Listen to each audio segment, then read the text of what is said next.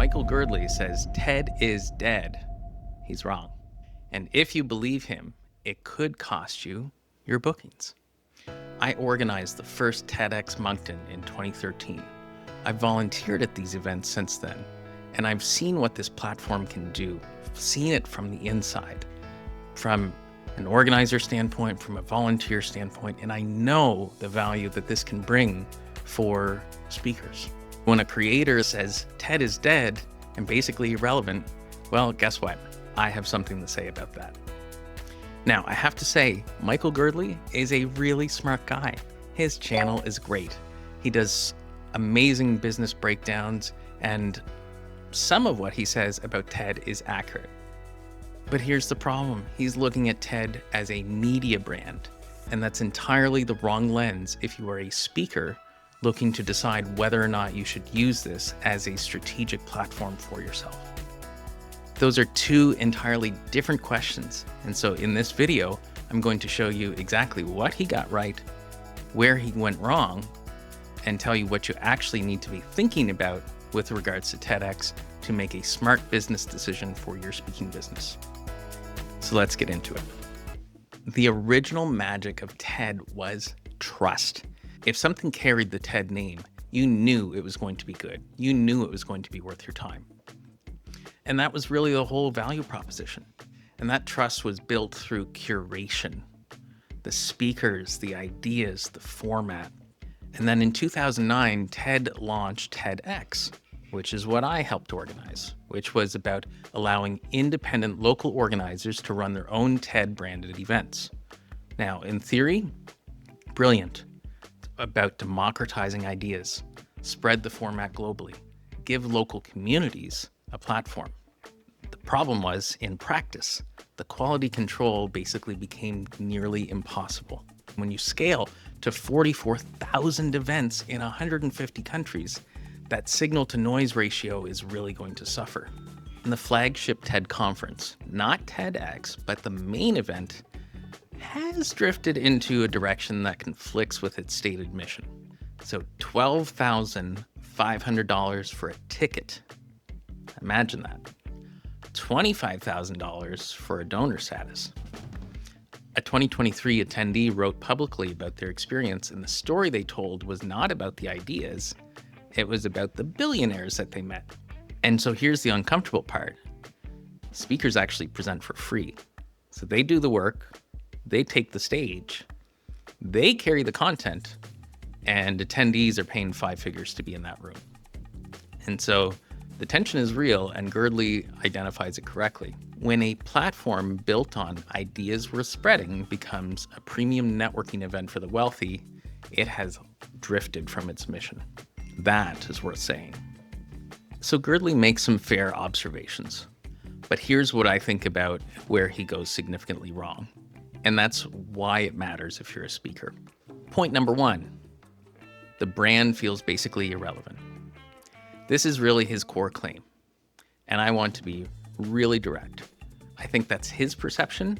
It's not supported by data. So here's some actual numbers as of early 2026.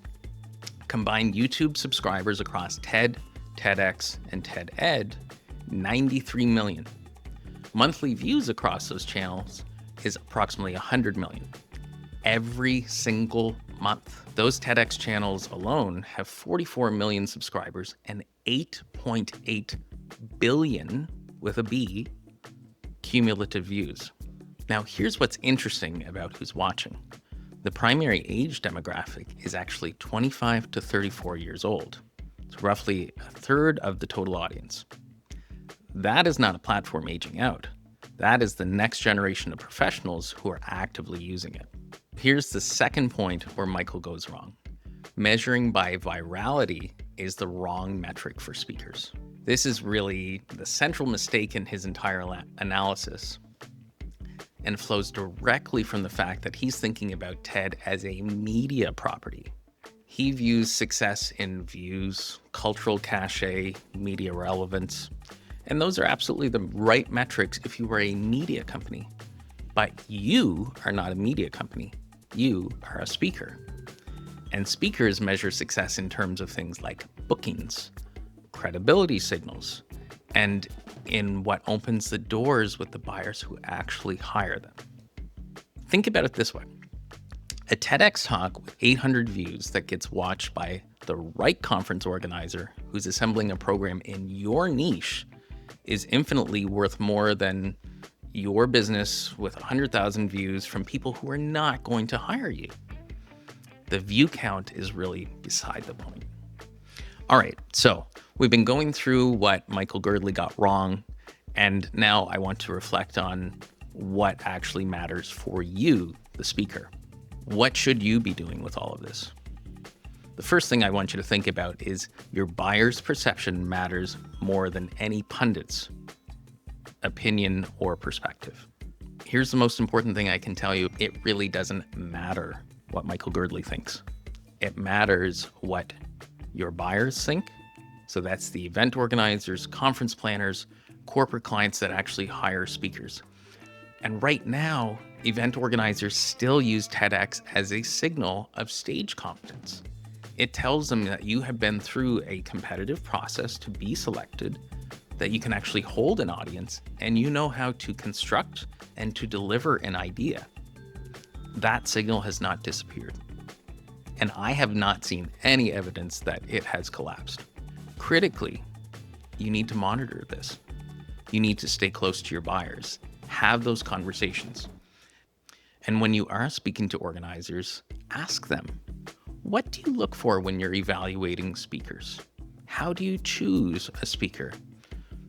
Does TEDx factor into that? If so, how? Their answer are the pieces of intelligence and insight that matter for you, not some YouTube teardown. Now, not all TEDx stages are equal, and this is where your due diligence really matters. And this is something that Girdley actually completely missed.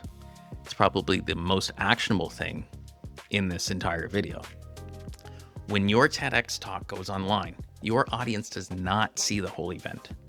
They only see one thing, which is your video.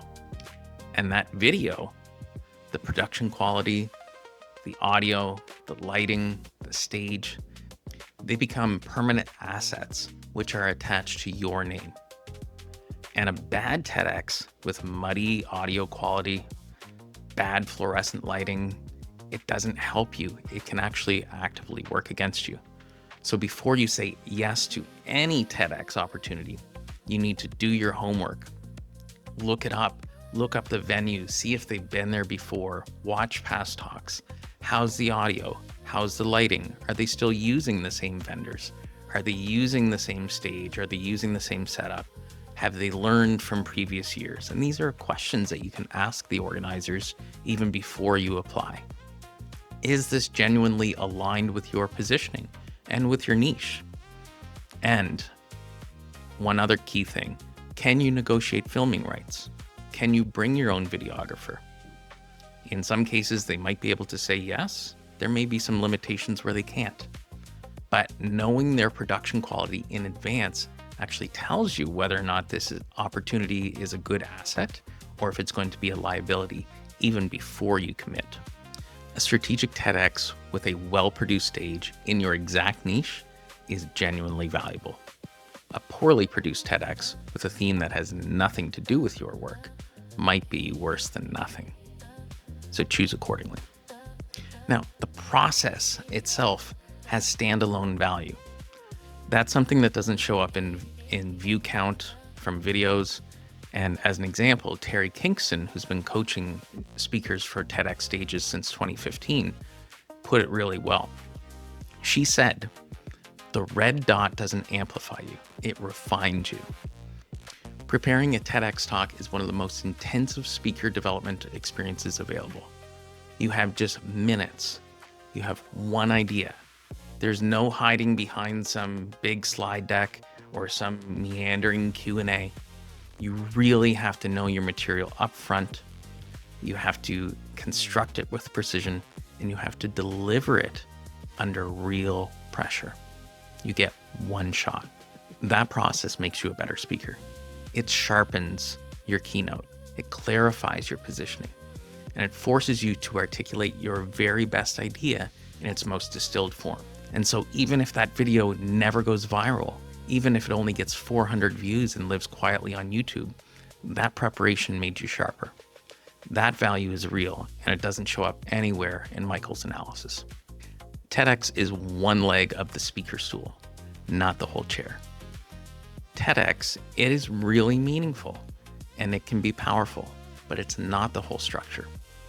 What you do before the talk, that is your positioning, your niche alignment, making sure that the event is strategically right and a fit for your brand. What you do after the talk, that matters even more. How do you follow up? How do you repurpose the content? How do you activate the audience and the organizers that you met in that room? Most speakers just hit publish and wait. They treat TEDx talk like the destination, and it's not. It is a tool. And like any tool, its value depends entirely on how you use it. So let me bring this home. Michael Girdley asked the question, is TED dying?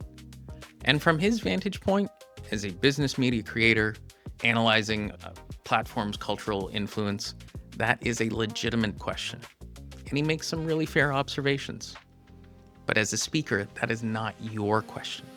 Your question is actually, does TEDx create value for my career right now? And how can I use it strategically if it does? The data says the platform is not dying. 93 million subscribers, 100 million views a month, a primary audience that is young, global, and actively engaged. That's not a eulogy, that is infrastructure. And what Girdley correctly identifies that TED has made some strategic mistakes, and I agree. Diluted curation, elitist pricing, clumsy political navigation. Those are very, very real, but none of them change the fundamental calculus for a speaker choosing whether or not to pursue a TEDx. Great ideas are still rare, and stages that curate them still carry weight. And what speakers who treat TEDx as a strategic tool and a strategic opportunity rather than a trophy or some gold star, they are the ones that are going to use it well.